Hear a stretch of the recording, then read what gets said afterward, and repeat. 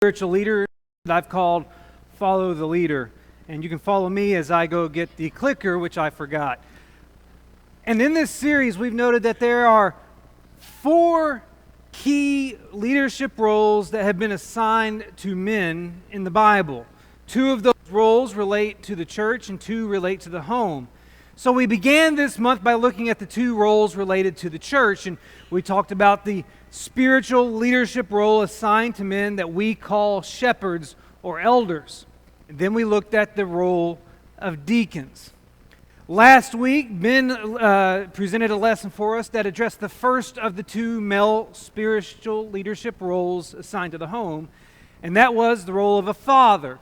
And so that brings us today, as we conclude this series, to the final role that's been given to men in a leadership position, and that is the role of a husband.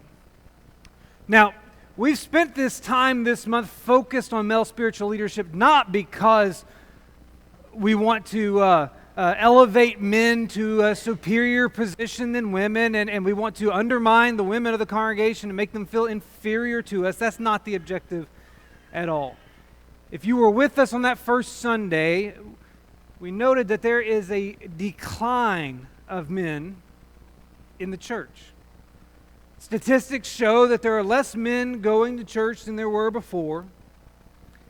And so we have a rising problem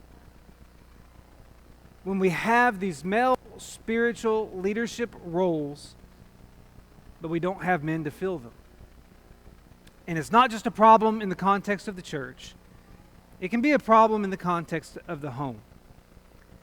This morning, as we address husbands, I find this to be the easiest male spiritual leadership position to address.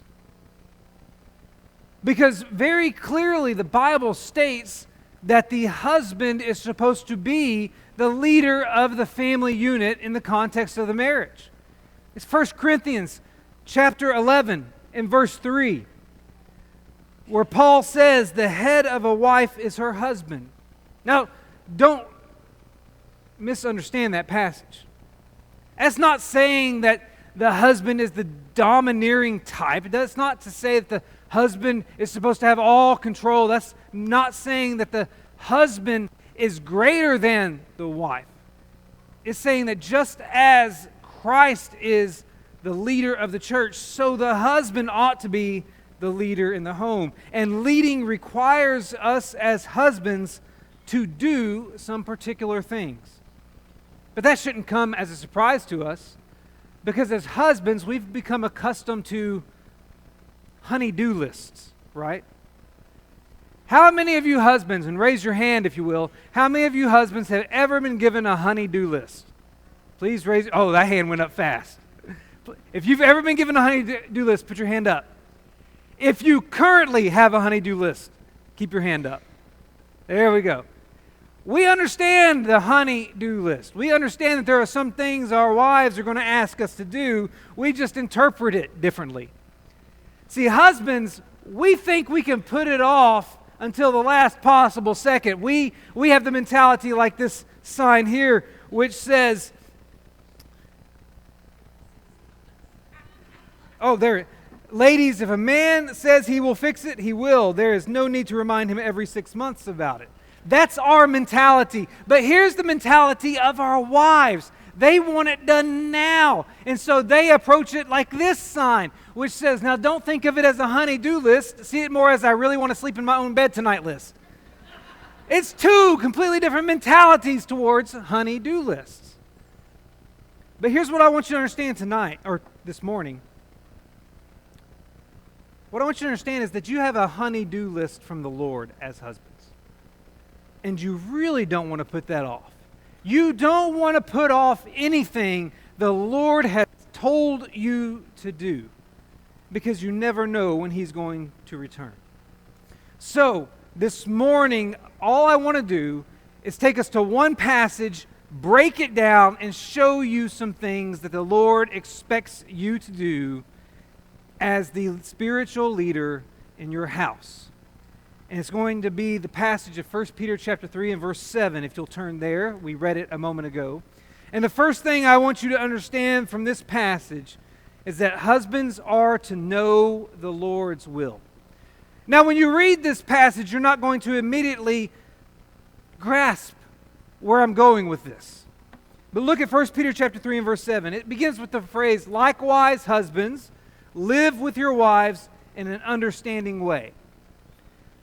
That phrase, "an understanding way," can be literally translated as according to knowledge. In fact, if you were to go look at the King James Version or the American Standard Version or the Young's literal translation, you will see this terminology. Likewise, husbands, live with your wives according to knowledge.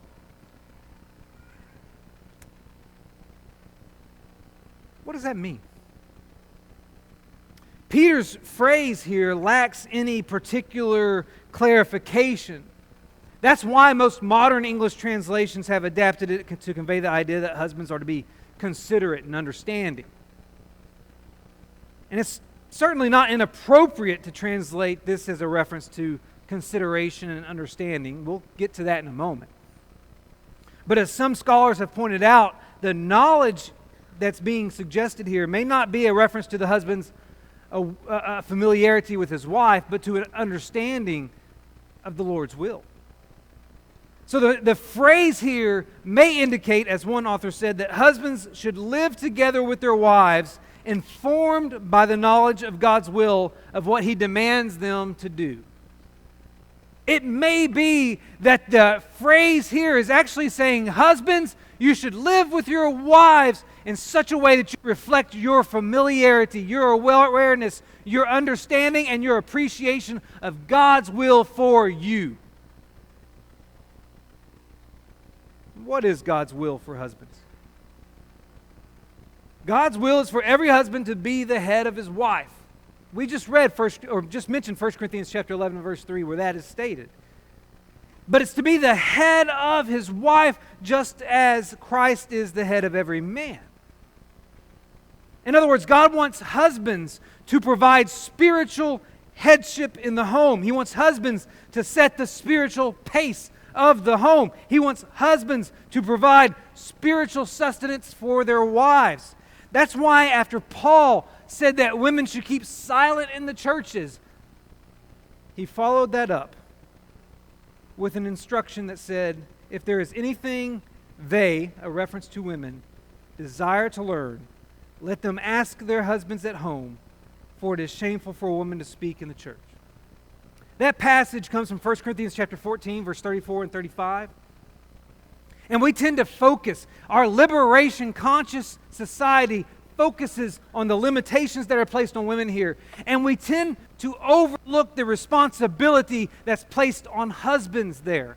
Listen again to the words of 1 Corinthians chapter 14, verse 35. If there is anything women desire to learn, let them ask their husbands at home. Do you know what that implies, husbands? That I better know the Lord's will and the Lord's word so that if my wife ever does approach me with a question, I can respond. There's an expectation underlying that passage in 1 Corinthians chapter 14 that plays off of this understanding of 1 Peter chapter 3 and verse 7 as a reference to knowledge of the Lord's will. There's an understanding here that the husband is going to have knowledge of the Lord's word and the Lord's will so he can convey it to his family. Who is it that Ben mentioned last week is instructed to train up their children in the nurture and admonition of the Lord? Who is given that instruction specifically? Fathers. Men, we're expected to be educators. We're expected to be knowledgeable. We're expected to be the ones in the home who are setting the spiritual standard and the ones who are providing spiritual sustenance. Now let me say this. That's not to say that the man is supposed to be the most intelligent one in the home. There are many homes represented in this room where that's not the case, right? That is some strong amens right there. But It doesn't matter if the wife may be the most knowledgeable. It doesn't matter if the wife may be the most biblically literate in the family. Husbands, you have an expectation that you're going to do everything in your power to be a spiritual provider in the home. Now, how many of you, and I'm not really wanting you to raise your hands, but how many of you are doing that job? How many of you are acquainting yourself so well with the word of the Lord? You're so familiar with His will that you're able to direct the well-being of your family spiritually. Because if you're not living up to that responsibility, if you're not doing your part to provide that leadership in the home, then guess what? You're failing to complete the Lord's honey-do list for you. And I think this expectation stems from the very first marriage. Go back to Genesis chapter 3. Adam functioned in that family, in that relationship, as the primary human representative in communication with God. He was the one who received instructions regarding what fruit could be eaten and what fruit could not be eaten prior to the creation of Eve. If you look at the text, nowhere between Genesis 1 and Genesis 3 do we have reference to God communicating directly with Eve. All communication of God happened via Adam, as far as the text informs us. That means that if God never spoke directly to Eve, God expected Adam to be the one who communicated God's expectations to his family. And when God announced the consequences of Adam and Eve's sin, have you ever paid attention to what He criticized Adam for doing? It's in Genesis chapter 3 and verse 17. He criticized Adam for listening to the voice of his wife. Now, I don't think this is God's way of saying, hey, husbands, you should never listen to your wives. This isn't God demeaning women's advice here. What God is communicating to Adam is, you listen to your wife instead of me. You followed her lead instead of setting the lead. God pointed out that Adam followed his wife's will instead of leading her to God's will. And that's a failure of a husband, according to God's standards. So husbands, ask yourselves today, do I know the Lord's will, and am I leading my family toward it? Because that's one of my responsibilities. But it's not the only one. Because not only are husbands to know the will of the Lord, but husbands are to understand their wives. Now, before we go any further, I need to let you know that if you're using a handout this morning, I mistakenly associated the verses with this point, with point number 3, and vice versa. So, point number 2 on your handout actually needs the verses from point number 3, and point number 3 on your handout actually needs the verses from point number 2. The reason I bring that up is not that big of a deal, but someone's going to take great pride in approaching me afterwards and telling me I made a mistake if I don't bring up the mistake myself. So, I want to alleviate that opportunity for you right now. And let me also say this. I put this phrase up here that husbands are to understand their wives. And before we've explained this, I know what you're thinking. You ladies are sitting in here thinking, preach it, brother. And you men are sitting there thinking, this guy's crazy. He doesn't know what he's talking about anymore. This is impossible. But look again at Peter's instruction in 1 Peter chapter 3 and verse 7. Husbands, live with your wives in an understanding way. I've already mentioned that from a literary standpoint, this could mean according to knowledge. But there is a reason why our modern translations have adopted this terminology to live in an understanding way.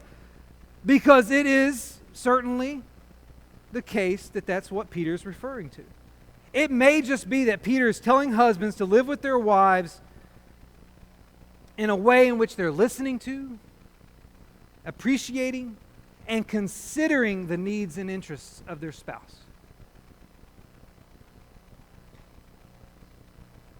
That's an expectation of us as husbands. That's an expectation that if you really look at the context of 1 Peter chapter 3, Peter is elevating wives to a position of equality with their husbands. because He wants them to understand that their wives are their equals, not their inferior. We'll talk more about that in just a moment. He wants husbands to understand that you're not to dominate your wives. You're to appreciate your wives. You're to understand your wives. You're to listen to your wives. Think back to the very first marriage. In Genesis chapter 2, in the context of the very first marriage, the instruction that the husband receives is the leave and cleave principle. Genesis chapter 2 and verse 24. Therefore a man shall leave his father and his mother and hold fast to his wife, and they shall become one flesh. When we think of that passage, we tend to think about the physical union that accompanies marriage. But there's more to it than that. The idea of becoming one flesh, the idea of leaving and cleaving are united in this passage. And the ultimate idea is that there's going to be such a union of persons in this new entity of marriage that you're equals and you're one and you operate collectively.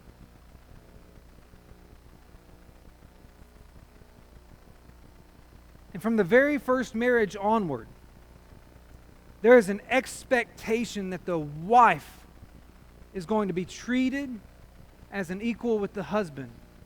In order for that to happen, husbands have to understand their wives. And I think this understanding principle applies best when we consider the instructions we receive as husbands and wives in Ephesians chapter 5. Now, you're probably familiar with these instructions. It's in Ephesians chapter 5 that Paul presents what is commonly called his household codes. He'll give instructions to the wives, then he'll give instructions to the husbands, and then in chapter 6, instructions to children, to fathers, and then to servants and masters. But in Ephesians chapter 5 in particular, Paul instructs husbands to love their wives in verse 24. He'll also instruct wives to submit to their husbands and kind of define that submission as respect at the end of that chapter. Here's what's fascinating about the instructions for husbands to love their wives. A book came out several years ago by Dr. Harley called His Needs, Her Needs. You may have heard of this book. It became a very popular book in Christian circles for marriage counseling and things like that. In the book His Needs, Her Needs, Dr. Harley argues that the number one emotional need of any woman is affection. The number one emotional need of any man is admiration, also called respect. Affection and admiration. Do you know what God has done in Ephesians chapter 5 via Paul? Years before any psychologist came along and put it in a book, God said, hey, the number one need of your wife, husbands, is for you to show her affection, for you to love her. And the number one need of your husband's wives is for you to respect him. God was doing psychology before psychology existed, because God knows everything. We know that. In Ephesians chapter 5, God tells us as husbands, here's what you need to understand about your wives. You need to understand that their number one emotional need is to feel loved, to receive affection. Now, here's where this idea of understanding your spouse comes into play. Not everybody understands love the same way. Not everyone communicates love the same way. Not everyone has the same love language. Now, I talked about love languages earlier this year in a separate sermon, not knowing I would get to this sermon at some point. We all speak love differently. For some of us, we communicate love best through acts of service, by doing things for other people. For some of us, we communicate love best through words, through statements that communicate our love, our pride, our enjoyment of each other. Others of us communicate love best through gifts, through giving and receiving items that show our affection. Still others of us communicate love best through the time we spend with one another. Quality time with your spouse communicates that love. And then there are still others of us who communicate love best through physical touch, through warm embraces, cuddling on a couch. We all have love languages. And it's rare, as someone who does premarital counseling, it's rare that I find two people who have the same love language going into their marriage. You know what that means? That means as husbands, we're over here speaking love in this way, and our wives are speaking love over here. And they're not matching up. So here's the responsibility you have, husbands. It's not to communicate love on your terms. It's to learn your wife's love language and to communicate love on her terms. My love language is acts of service. I tell you what, if Sarah ever wants to show me she loves me, if she'd show up and mow the yard, that would say everything I need to know right there. But that's not Sarah's love language. Sarah's love language is giving and receiving gifts. That's why I have no money. No. Gift giving doesn't require lots of money. Gift giving is about making an intentional effort and contribution to do something for them, to give them something. I'm not really good at communicating that love language. I have to be intentional about that when I do it because it's not my love language. You don't have to give me a thing. Just do something for me. And so if we want, as husbands, to communicate love to our wives, don't do it on our terms. Learn their love language. Understand them and communicate on their terms. It may mean that if your wife's love language is quality time, you're going to have to start setting time aside just for you and her to be together. Maybe an hour every night where it's just the two of you alone after the kids have gone to bed, that you're going to turn off the TV and you're just going to be together. Or maybe you need to set aside some weekend getaways where the two of you go off and are alone together for a while. It's just the two of you. If your wife's love language is physical touch, maybe in the evenings you need to set aside some time for just cuddling together on the couch. Maybe you need to hold her hand out in public. Maybe you need to give her that goodbye kiss every time you leave the house. Maybe you need to find a way to communicate that love language. If her love language is acts of service, maybe when you come home, instead of letting her do the dishes or letting her do the laundry or letting her clean the house or letting her take care of the kids, you do it. You step in and take the responsibility away from her, and that communicates your love language. If your love language is, I forgot the words of affirmation. If her love language is words, maybe you make sure you say, I love you. Maybe you just send a card or a sweet text every once in a while. You send and communicate words that demonstrate your affection for her. It's all about you learning her love language, not about her learning yours. So we as husbands have this responsibility to understand our wives, and the best way we'll show that understanding is if we learn how to communicate our love for her, because God's assignment for us is to love our wives as Christ loved the church. So husbands, on your honey-do list from the Lord, you're supposed to understand your wives, and you're also supposed to honor them. Going back to our passage in 1 Peter chapter 3 and verse 7, it says, likewise, husbands, live with your wives in an understanding way, showing honor to the woman as the weaker vessel, since they are heirs with you of the grace of life. Now, I know for a great many of you women who are listening right now, for us to read a passage that says you're the weaker vessel is very offensive. But we need to understand the context of what Peter's talking about. So before you start hurling stones at me up here, let's understand why Peter used that language. You need to understand what Peter's doing in this epistle. He's instructing Christians how they ought to conduct themselves in a variety of relationships. So if you back up to 1 Peter chapter 2, you look at verse 13 through 17, He gave instructions to citizens as to how they should relate to the government, particularly to the emperor. And then if you get to 1 Peter chapter 2, verses 18 through 21, he gives instructions to slaves regarding how they should relate to their masters. And it's only after he's addressed citizens' relationships to the emperor and slaves' relationships to the master that he gets to wives and their husbands.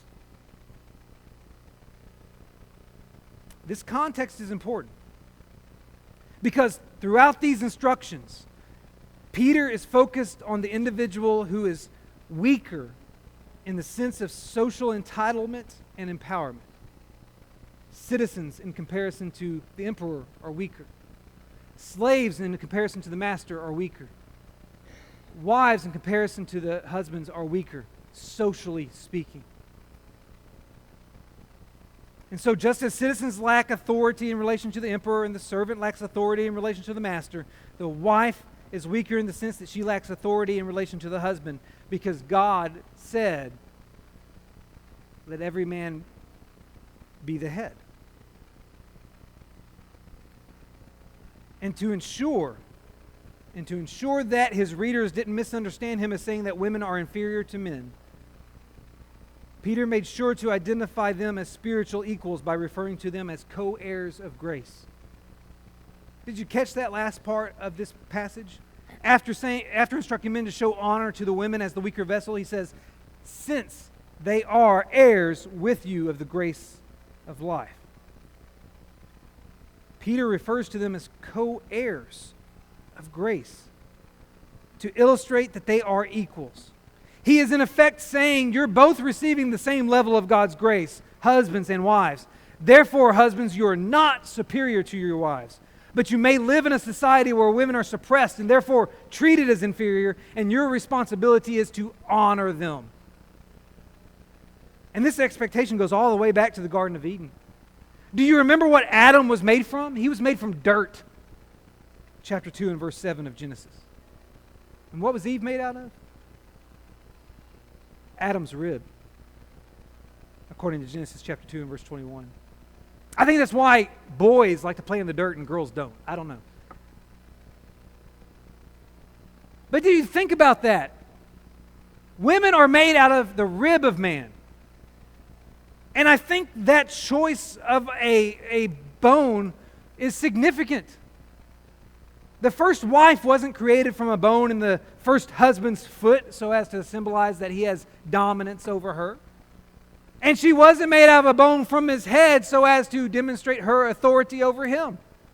She was made out of a bone from his side.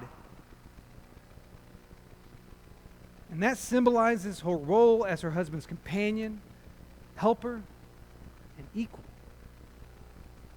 And this equality is important to grasp if you're going to appreciate and apply what Paul says about marriage in 1 Corinthians chapter 7, particularly verses 32 and 34. That whole chapter of 1 Corinthians 7 is a chapter on marriage, and there's so much we could be talking about from that chapter. But I want you to notice what Paul says as he debates the positives and negatives of the married life versus the single life. 1 Corinthians chapter 7, verse 32. I want you to be free from anxieties. The unmarried man is anxious about the things of the Lord, how to please the Lord. But the married man is anxious about worldly things, how to please his wife, and his interests are divided. Did you see the difference? Unmarried men can focus solely on pleasing the Lord. Married men have to split their focus, pleasing the Lord and pleasing their wife. And you know what? That sounds like it's wrong. Shouldn't all our focus be on pleasing the Lord? Shouldn't everyone's singular focus be on pleasing the Lord? Yes. But Paul concedes that when you're married, you have to give some consideration to your wife, not consideration that takes away from pleasing the Lord, but consideration that includes your wife in the process of pleasing the Lord.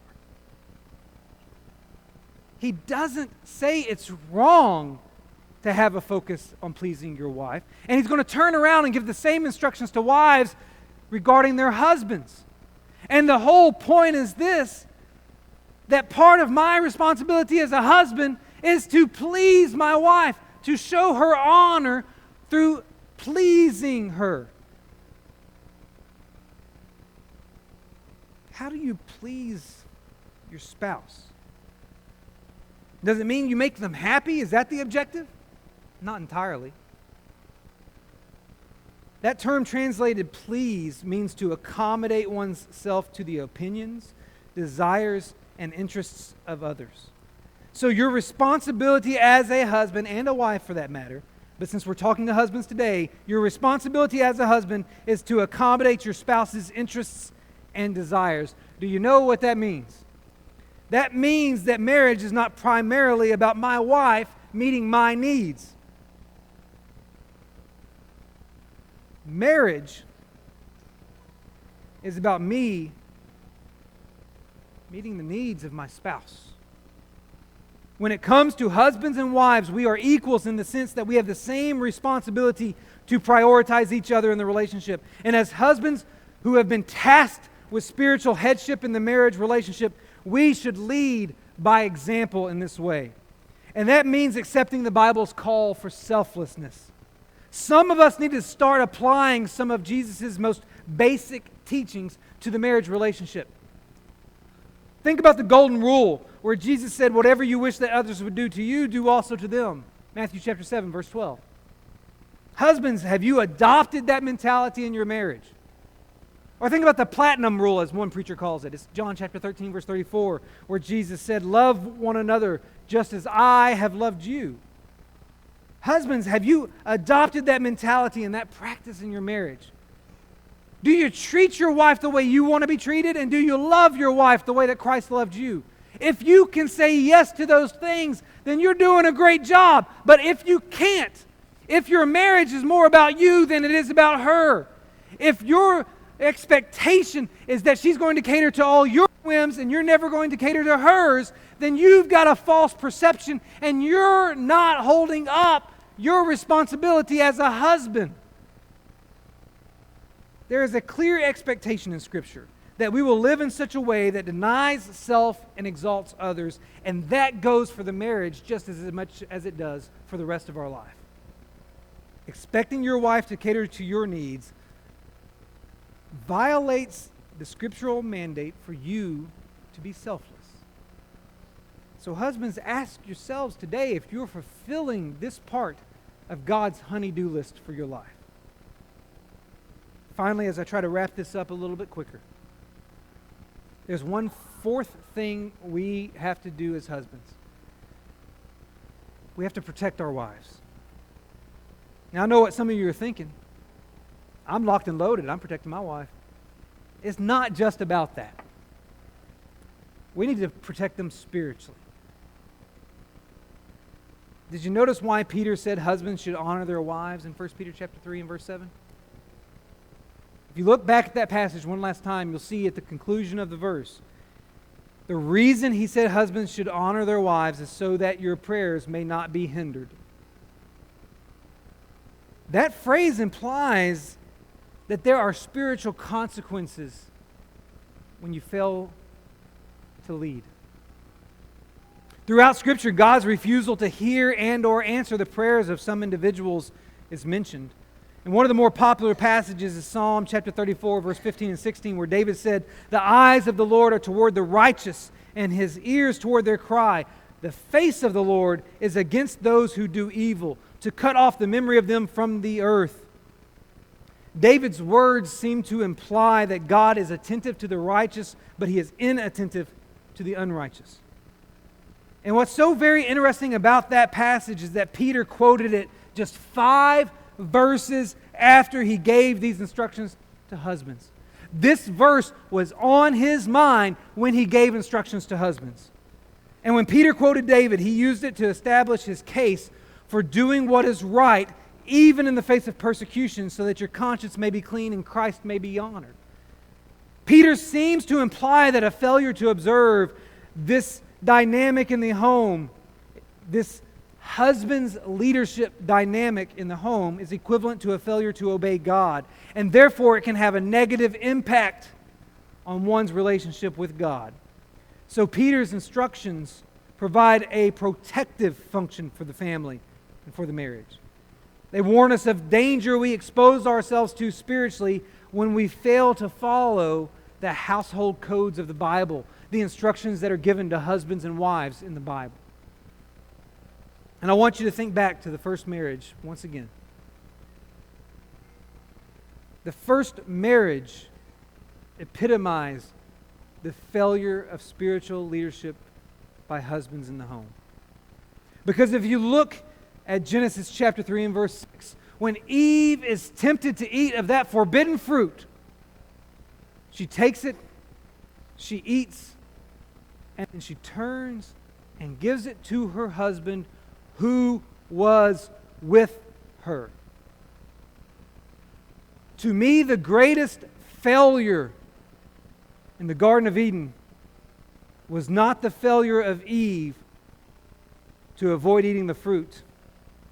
It was the failure of Adam, the one that God had communicated the directives to. The failure of Adam as her husband, as the leader of that family unit. Present with her in the garden, the failure of him to say, "No, honey, God told us not to eat that. We're not going to eat it." That's the greatest failure in the garden. Adam failed to protect himself and his wife spiritually in the Garden of Eden. And that's an expectation that God has of you and I as husbands, to protect our marriages, to protect our homes as husbands and as fathers, as Ben talked about last week. So the question for you today is, how are you doing at protecting your family? As a husband today, are you providing the spiritual nourishment and education that your family needs? Are you understanding your wife? Are you treating her as your equal and demonstrating your love for her in her language? Are you honoring your wife? Are you ensuring that your relationship is pleasing to her, just as it should be pleasing to God? Are you protecting your family, spiritually speaking? God has some things He expects us as husbands to do. And the question for today, husbands, are you doing it? There's a story told about an old farm couple who were riding along in their pickup truck one day when the wife said to her husband, "We never sit all snuggled up in the truck like we used to. For you young ones, trucks used to have a bench seat in the front. And you could ride right next to each other in the front seat." And the husband responded to her when she said that. While he's driving, he looked at her and said, "Well, I haven't moved." Husbands, here's the point. It's our God-given responsibility to be the ones that never move in the marriage. We're called to be the head of the home. Are you doing it? If not, we offer an invitation today for you to correct, for you to admit your failings, and for you to change. But it may be that we have some here who aren't husbands, and you're sitting there thinking, how does this apply to me? Well, we're all called to love one another, right? We're all called to be selfless. We're all called to protect ourselves spiritually. We're all called to know the Lord's will.